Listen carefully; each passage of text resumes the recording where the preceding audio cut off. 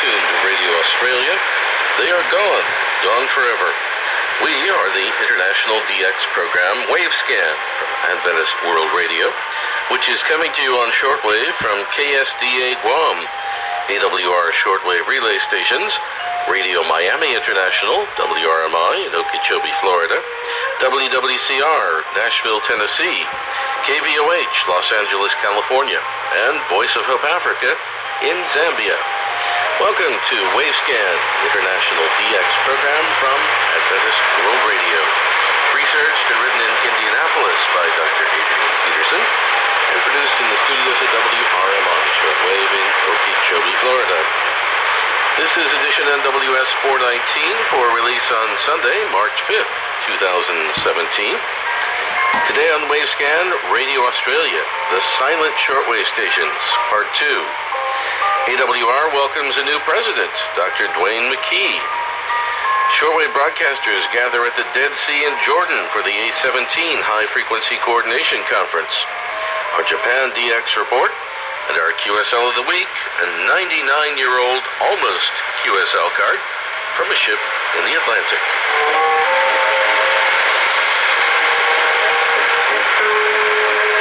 As you'll remember, we presented a special program here in Wavescan at the end of January in which we honored the illustrious history of Radio Australia at the time of the final closure of their last remaining shortwave transmitter base in Shepparton, Victoria. In recent time, there's been a worldwide flurry of news reports and comments in many languages, European and elsewhere, regarding the end of Radio Australia shortwave. Here's Ray Robinson with more. Thanks, Jeff. This widespread international reaction indicates the high esteem with which Radio Australia has been regarded, with so many international radio monitors and shortwave listeners deploring the loss of this respected and reliable shortwave work. Even the shortwave service of the sister Dominion across the other side of the Tasman Sea, RNZI, Radio New Zealand International, declared that it was an unwise move on the part of the Australian authorities to terminate the international shortwave service from Radio Australia.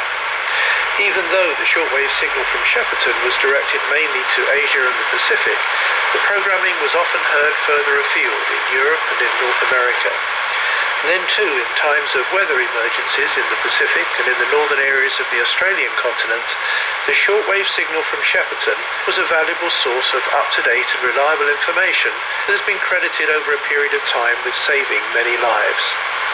As Jeff mentioned a few moments ago, in our program at the end of January, we honoured the more than 3/4 of a century of shortwave service from Radio Australia.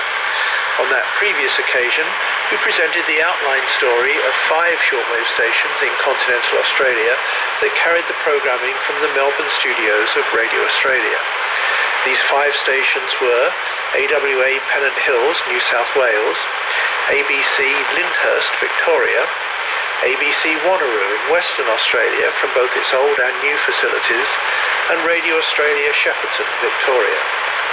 In our program today, we catch a glimpse of the remaining 5 shortwave stations that have carried the programming of Radio Australia from their studios in Melbourne, Victoria. But before we disclose, we mention as an aside that during the year 1939, 2 large shortwave stations were under construction in Australia. One at Belconnen on the edge of Canberra City in the Australian Capital Territory, and the other at Coonawarra on the edge of Darwin City in the Northern Territory.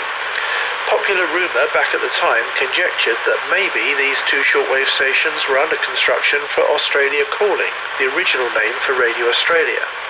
However, as time went by, it became obvious that Radio Australia was not involved, and instead, both stations were under the control of the Royal Australian Navy for communication with Navy vessels.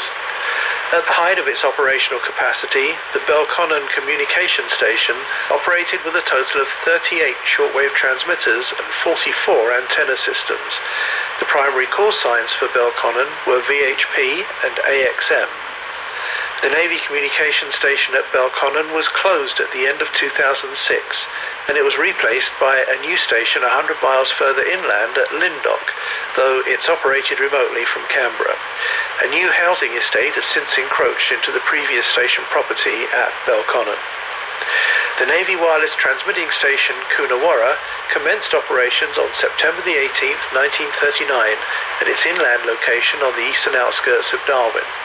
This facility was in continuous usage until it was destroyed by the onslaught of Cyclone Tracy during the Christmas season in 1974. The main call sign at Coonawarra was AXI. Okay, well that's the end of the aside. The sixth station to carry programming of Radio Australia